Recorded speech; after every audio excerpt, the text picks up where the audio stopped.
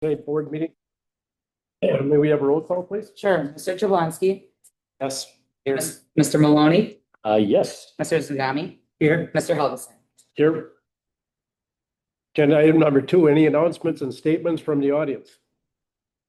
Jim. Good afternoon, Jim Princeton, 502 Merrill Street. First, I want to express my appreciation to the police department for their involvement with the vaping prevention initiative. It really demonstrates that at every level, this department is committed to serving and bettering our community. They have identified a growing trend in our youth and are taking action to provide positive tools in an effort to change behavior. This collaboration between the health department, police department, and school district is fantastic, and for that, I thank you and the Oversight board. I also see on tonight's agenda, or this afternoon's agenda rather, that the building project continues to move forward. I do have several questions on that, which I understand aren't going to be answered right now, but maybe we'll get discussed on that agenda item. What is the updated construction timeline for that project? What methods and mechanisms of funding will be utilized to achieve that timeline? And then a few other comments here. The Village of Weston has recently constructed their $15 million One Big Beautiful Building project. While it looks nice, it may have inherent design flaws, which are a result of something which looked great on paper, but there was no review and input on the plans from those who actually will be operating in and maintaining the building in site. I would like to see with the new police department building that they can learn from the mistakes that the Village of Weston made and not repeat them. That's a few comments on the plans, as we'll talk about them later this afternoon. On the east side of the building, I see a 41-foot wide driveway. Why is this so large? And if there is no parking that will be there. I see no bollards shown on the plan as submitted. Will there be any on site? It will be significantly less costly to integrate them into construction versus add them afterwards. I was unable to identify the overall height of top of sidewalk versus top of parking lot, but I assume the sidewalk is raised above the parking lot due to the call out of the handicap ramps from the lot to the walk. I think they should be the same height. We still show raised curbing in areas where it is not needed.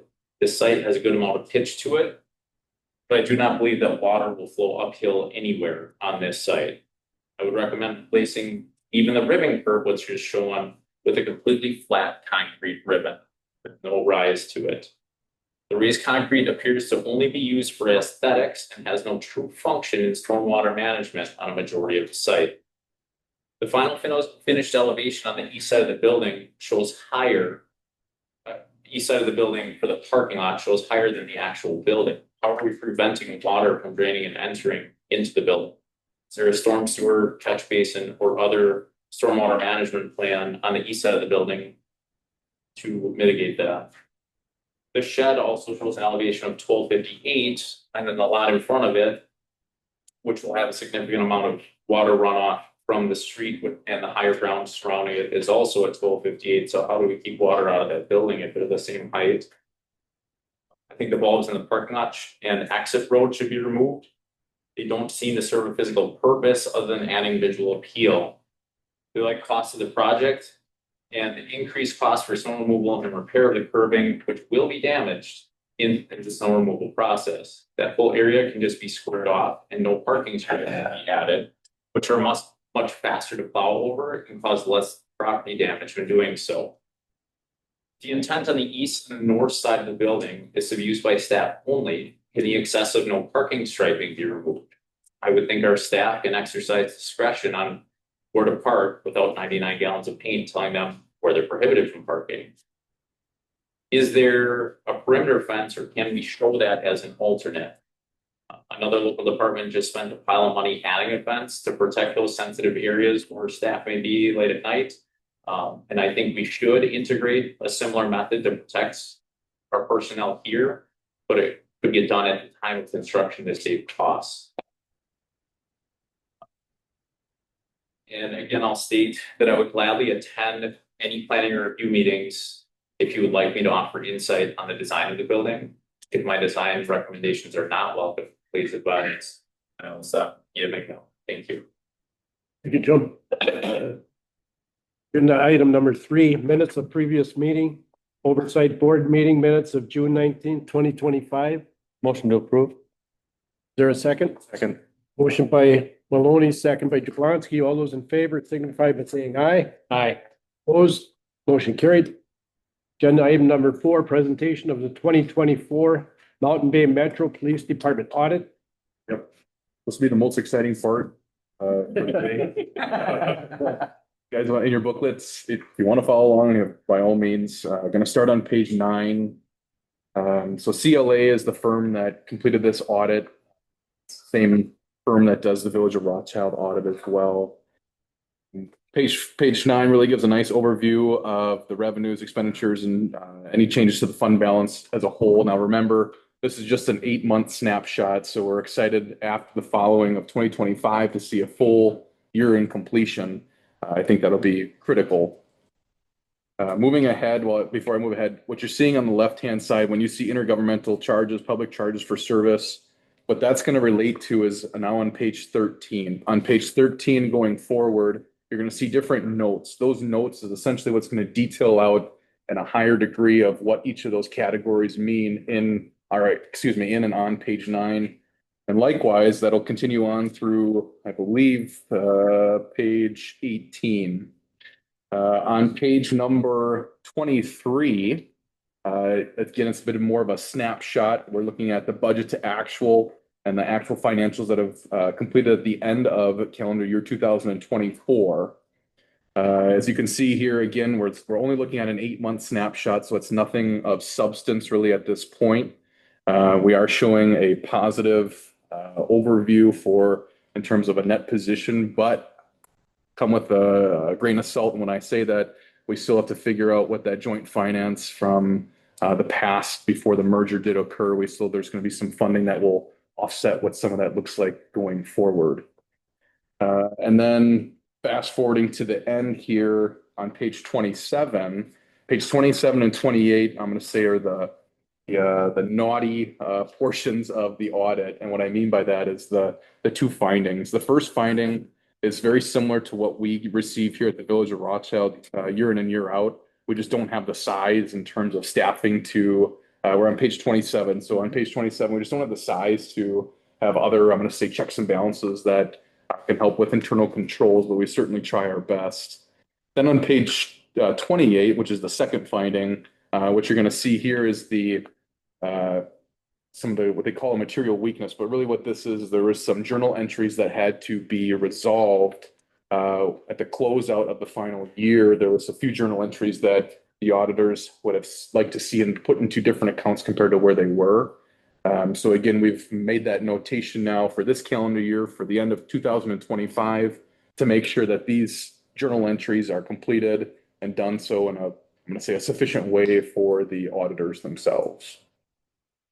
Yeah, just to add a little bit to that, the journal entries are detailed a little bit in this additional little packet that was in the audit book. There's 4 bullet points on page 2 that say kind of what they are. There were 10 overall that I had to make.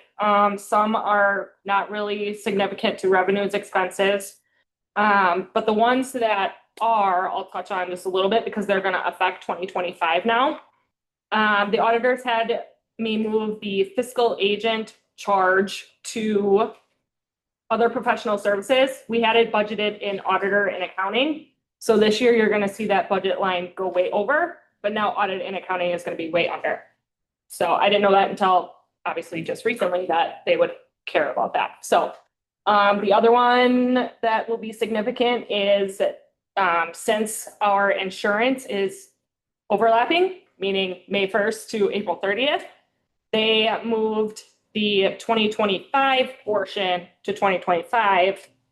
Therefore, now when we paid this year, I'm going to have to move 2026 portion to 2026 because they're putting it pretty much exact as it is. So I'll talk about that a little bit more when we get to budget to actual. Then the last one would be like Ryan mentioned, and some of you in this room already know, Rothschild ended up paying Mountain Bay too much last year. So I'll touch on that with budget to actual too, but there was a journal entry there that you'll see affects 2025. Very good. Questions? What if they just cautioned that, or As far as they just noted it? The last part that Rothschild paid, yeah, the overpayment.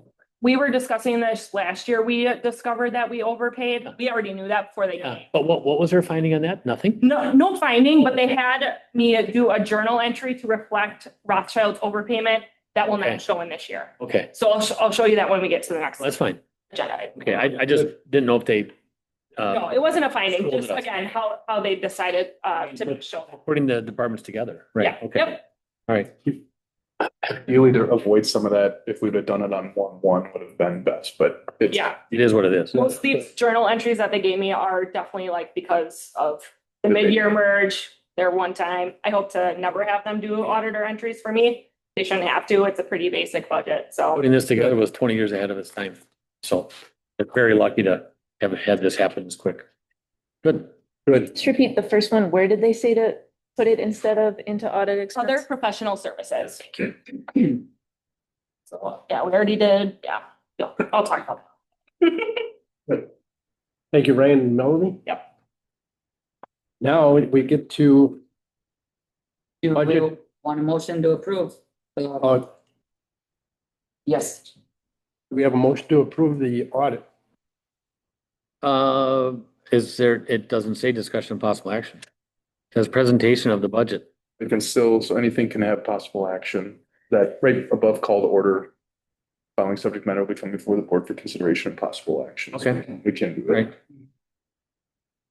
I'll make a motion to accept or to approve what? Approve the Okay. audit as presented. The audit as presented? Yep. Give it a second.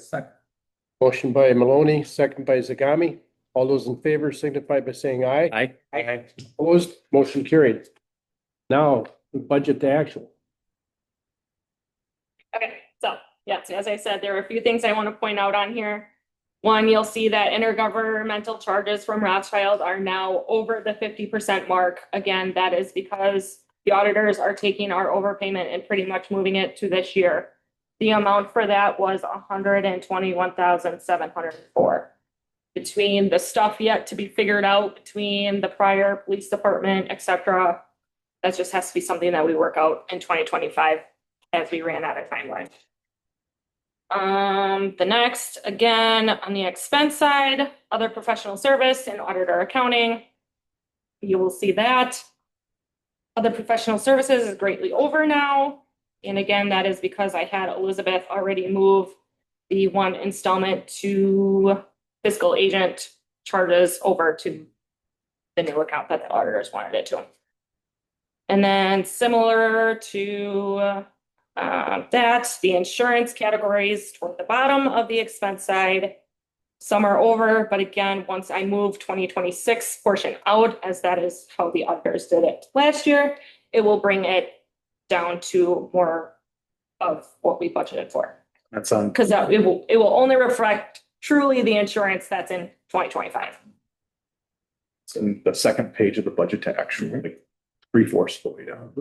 And then lastly, something you will start to notice is there's a new fund. Fund 210 will be now the DARE fund.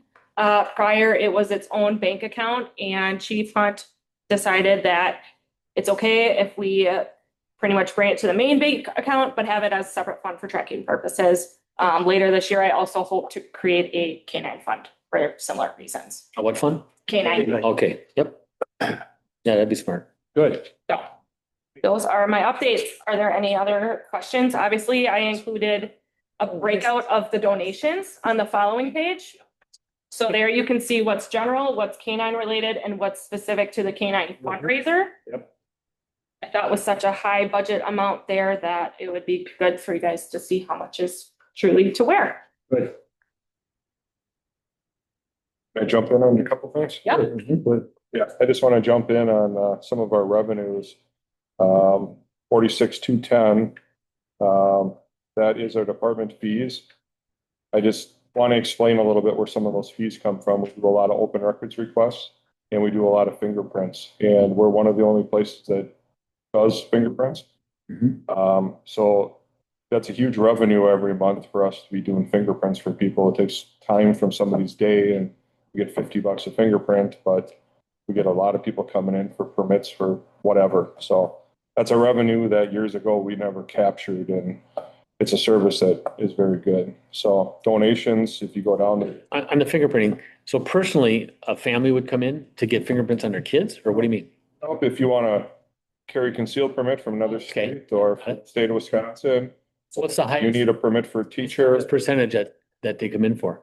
a lot of insurance people come in, Really? Okay, a lot of traveling nurses come in. yeah. Oh, okay. Oh, yep. Thank you. And it's almost daily that somebody's coming in for it. General donations, if you go down the page on 48,510, this is something I really haven't experienced a lot in my career.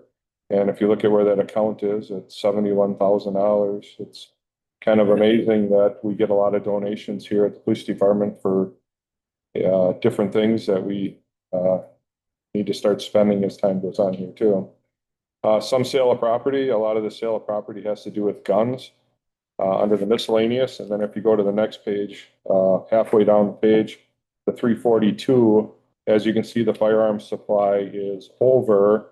And so what's happening with that, we're still going through our firearms. We're getting rid of most of our AR-15s, which were Bushmasters, and switching over to a different platform because we had a mixed bag of stuff. And one of the hardships we had was some old equipment, different equipment, and just trying to manage through that. But we have sale of firearms yet coming in here that have to get sold. That'll offset some of that. So it looks like it's a lot of money going out, but there's money coming in to offset that. So it's not a huge concern, but it looks like a lot of money. So Good.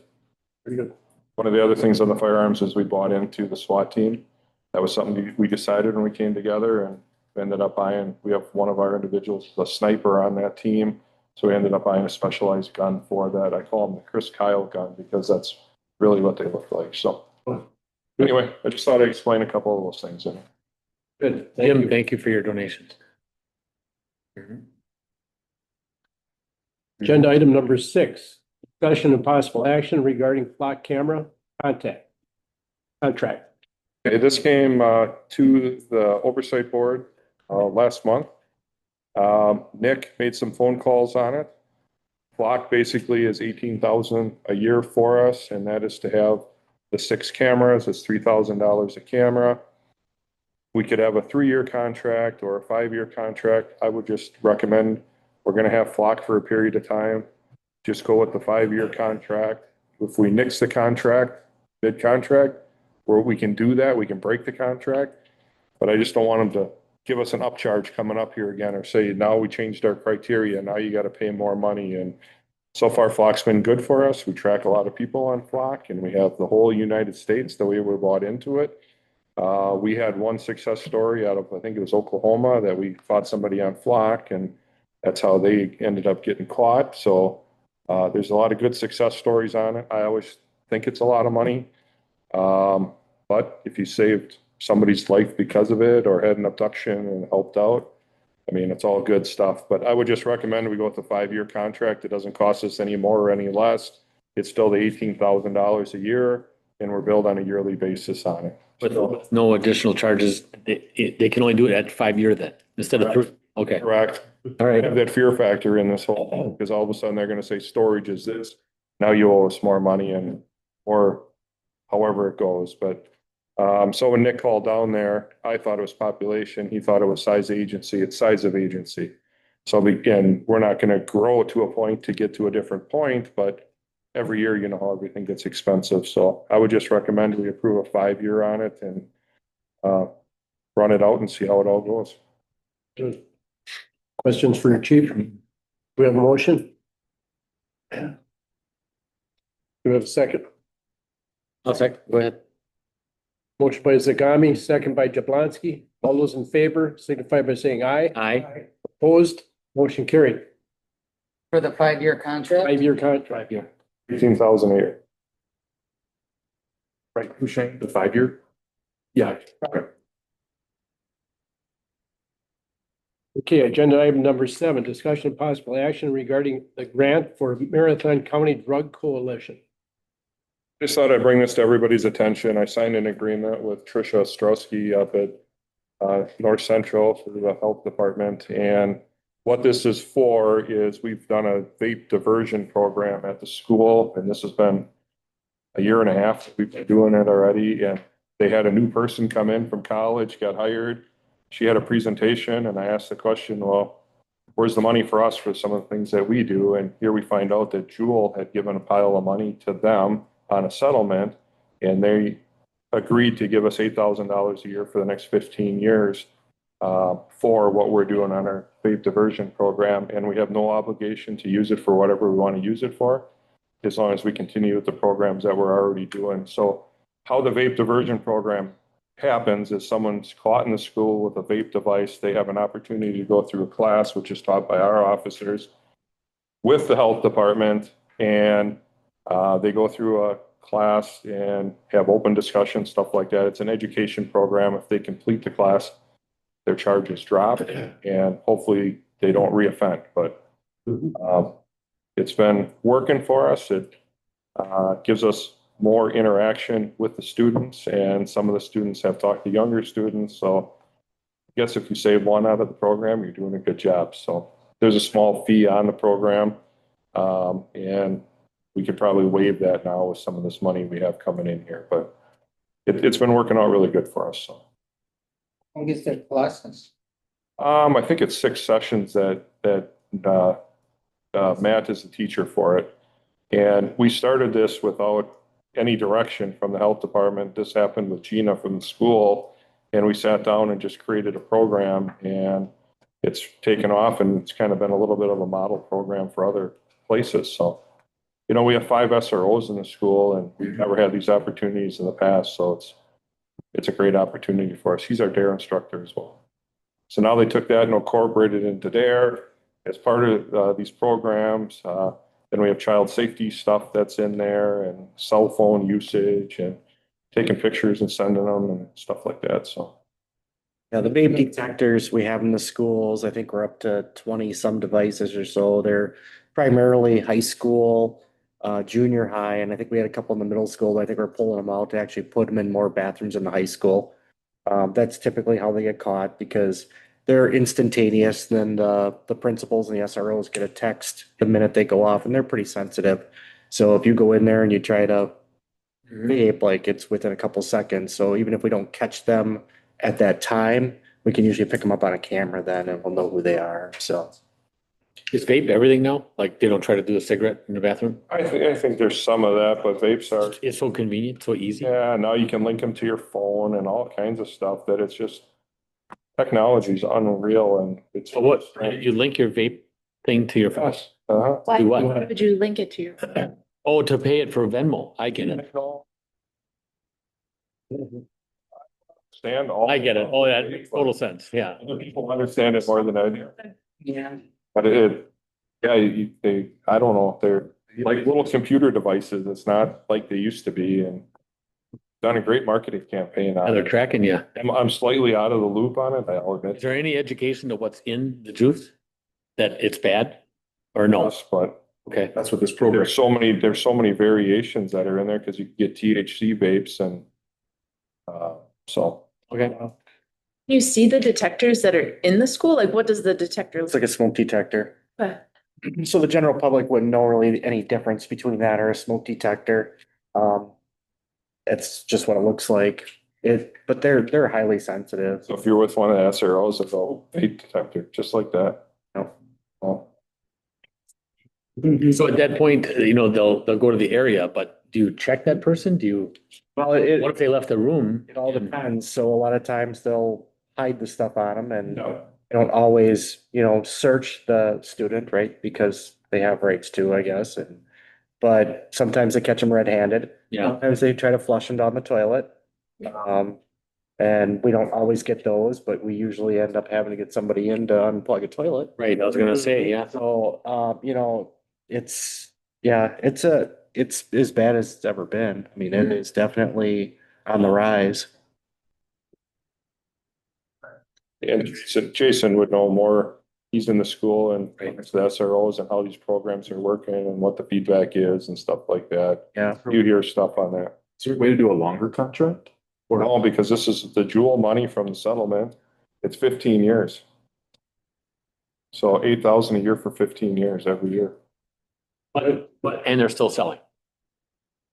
Yeah. They're still selling. Yes. So, huge settlement everywhere, huge dollars, and yet they're still selling. That's just mind boggling. Okay. Right. So you're looking for a motion to approve this?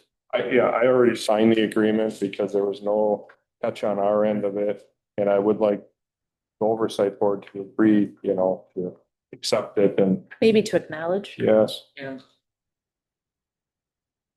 I make a motion to acknowledge the memorandum of understanding between Marathon County Health Department and Mountain Bay Metro Police Department on this vaping funding agreement, I guess we'll call it. We have a second. Mhm. Motion by Jablonski, second by Zagami. All those in favor signify by saying aye. Aye. Opposed? Motion carried. Item number 8, discussion of possible action regarding police building plans. I think the biggest part is this is the civil part of the building plan. I have not seen the completed HTG plan. There's some things that have changed on this plan because of the property that we have and the elevation of the property. We found out, talked about this before, that the gas line on the property is 36 inches under grade on the side. So in order to sink this building, we ran into problems, and by not sinking the building, then we had issues on the west side of the property. That's where the elevation came in. So what they ended up doing is they ended up putting a road on the east side instead of the west side. And there's some points on the road. The break room is on this side, and I'm actually kind of happy on how the layout came to be with that. Because if cars are parked here and come in the office to come through the break room door, other cars can pass them on that road. I didn't look at the width close enough on it, but I'm hoping it'd be 24 feet. It doesn't have to be much more than that. That's a normal roadway. But I was told from HTG that everything was planned with drive over curbs or the ribbon curbing on it. So this came from Breland, and I need to see what the plan is from HTG to see how that is with this plan, or if some things are in here other than elevation and all the rest of the design part, if there's some changes that he didn't know about in there. So I think the biggest part is this is the civil engineering to acknowledge that that's in and where we're going to go from here. You're referring to C4, right? C4? Yes. Okay. So there's a squiggly line in this driveway. That was an elevation issue.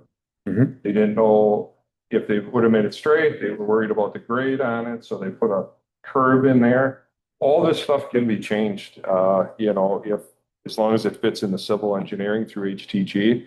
This is their recommendation on it. I think that we need to take a better look at bigger plans and sit down and really talk about this before it goes out for bid, because there's people that have a lot more knowledge than I do. And this is just Breland coming back with their civil engineering. So, And Everest Avenue is accessible.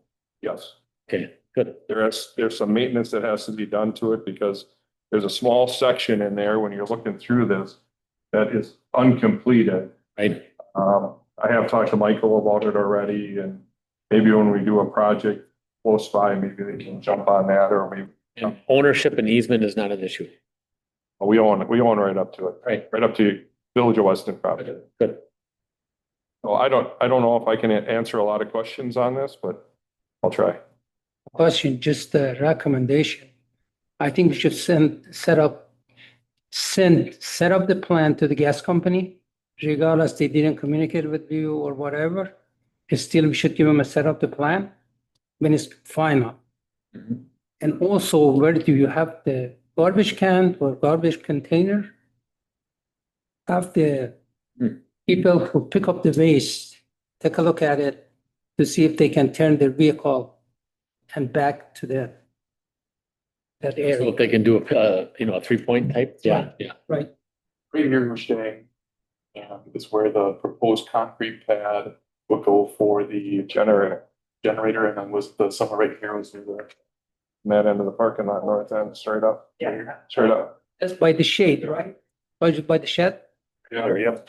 Yep. That's where the garbage would be in the generator pad here. Right. Generator pad on that corner, on the west, north corner. Yeah. No, south corner. Okay. Sorry, it's a different, this is north. Yeah, right. So west, south corner. Northwest part of it. And The garbage pickup is there? Okay. so there should be theoretically enough room. Well, I can see that. Yeah. All right. Yeah, and accessibility is should be, yeah, whatever waste management or whomever's coming in.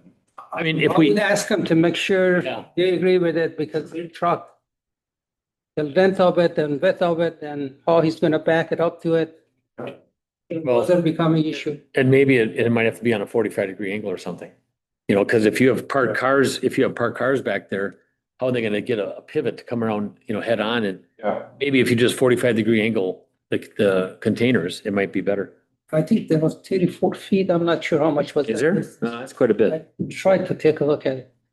I would like to see that we sit down and get plans from HTG with this and get different people's eyes on it and recommendations on it, because the main part of the building is good. It's just the outside and cost effective stuff. You could have the containers set back a little bit too, and then have a little bit more of an apron for the cement or. I have no issue if it gets moved sometimes. Yeah, that's a good idea though, to have them look at it too. Yeah, usually if they look at it, then he can tell you right away it's good or bad or whatever, or how many more feet he needed because he knows his driver, he knows his vehicle, so. What percentage are you for plans, specs, drawings? Are you like a 50% or is it 100%, 70%? Like, where are we? I think we're probably 85 to 90% completed on it. Close. So typically, and I don't know what you guys are doing for your process, but like for us, and we just got done doing, 130 million or so in projects, we would typically have some sort of page turn with the people that are involved. And it might be a physical set, right? Because sometimes it's just easier to see it, mark it up. And, kind of to Jim's point, there are things always that get missed, like the mountable curbs. You want them, but somehow they didn't make it on the drawings, right? And then it's a change order later on. So it's just good to kind of sit down and get 3, 4, 5 key people in a room and just page by page, go through it with your, architect there so they can kind of mark it up and do notes as you go. It just seems like stuff always gets missed. We've marked plans up probably 5 or 6 different times. And I've had different meetings and sat down with different people. I feel pretty good with it, but now it's those finishing goofy things like you just said on how to keep them from getting missed. So, and I'm wide open. Good. That's more eyes. Or something? All your stuff? I mean, we would always get like, for me, I'm a master electrician by trade. So I would really dig into electrical. I'd get my plumber in there and I'd dig into plumbing. We'd go through specs because, a lot of times there's stuff even in the specs that might be written in there that you just don't need, whether it's, they're still spec'ing cast iron pipe instead of PVC, or, they're not letting you use MC cable and making you go with EMT conduit and wiring methods that are just more expensive, right? But not needed, right? And so it's just good to have somebody who might know that work to look at it and kind of dig into it just a little bit. I think Jason just found. Yeah. I would definitely look through it because I love looking through drawings, and I'm sure there are other people probably in the community, right, that would just look through it and give you a, kind of a, hey, here's what I see. But, all the way down to it could be insurance requirements and what your architect wants you to cover versus what you have to cover for your builder's risk and other things, right? Sometimes those premiums are higher, or they'll have higher thresholds to more protect you, but you might not need the coverage they're asking for. And all that stuff comes at a premium, right? And so even the front end specs, it's good just to kind of go through it and have somebody go through with a fine tooth comb and look at those items, because all of it translates into dollars on the project and more cost. I say it like this isn't my building, this is the community's building, so the more eyes that are on it, the better. I'm not a specialist with anything. I'm just trying to have a functional PD and I'm all good, so. Fire department too, I'm sure. Fire department has, okay. Wishes. Looking at it. Are you looking for a motion just to continue with the, I think so, that to the you, building? civil engineering, acknowledge complete on it and, right? If you I feel like understand. that's a complete plan, then yes. We want to wait until we get HTGs, and so we can just look at them all through together and Perfectly then, fine. yeah. Well, I mean, why don't we, Wait till we get that. that, and then when we do approve it, we approve it with what Jason just talked about. Having a group of key people together and just go Right. page by page, you know, a plumber, electrician, all those different things with Shang's ideas, Mhm. different, some things Jim brought up, you know, Yeah. all that stuff. Yeah, I think that'd be huge, huge.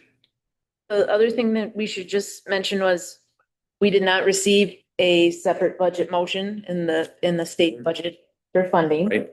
But we have been in contact with Representative Jacobson's office, and they did provide us some other options that we might be able to pursue. Mhm. They are lesser dollar amounts, but they might be some good options for grant funding that would be available.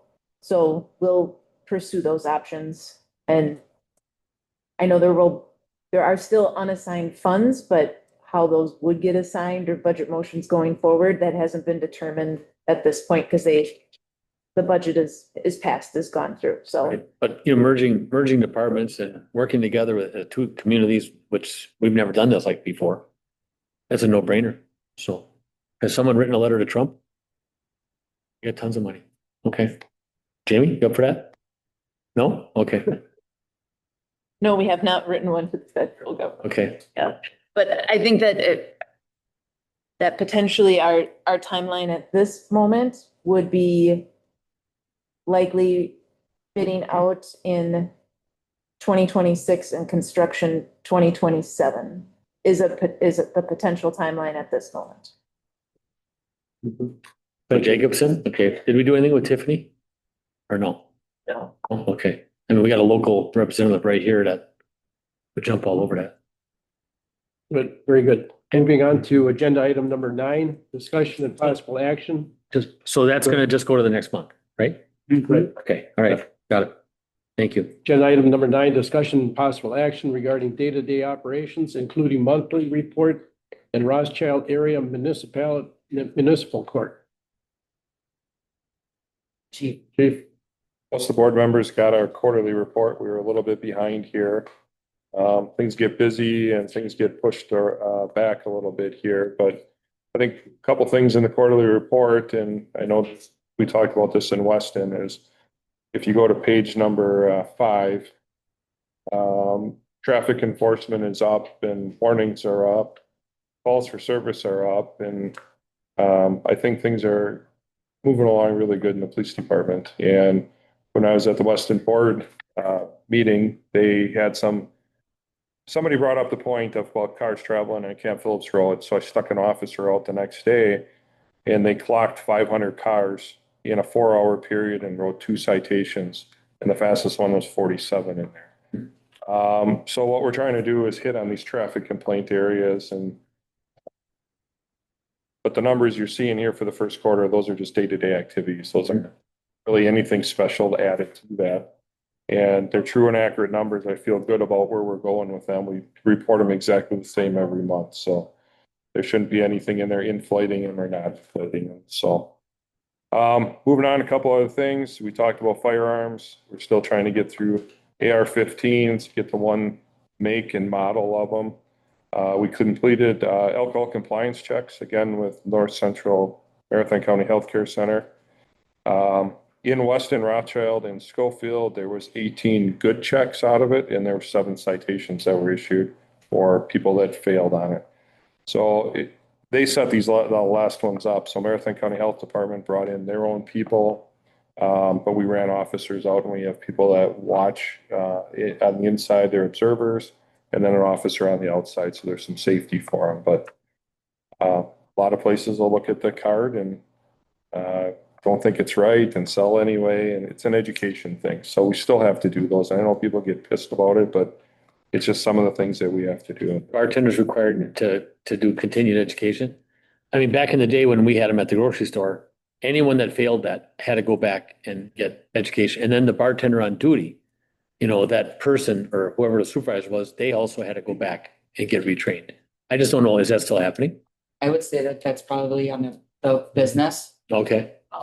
their policy and their recommendations.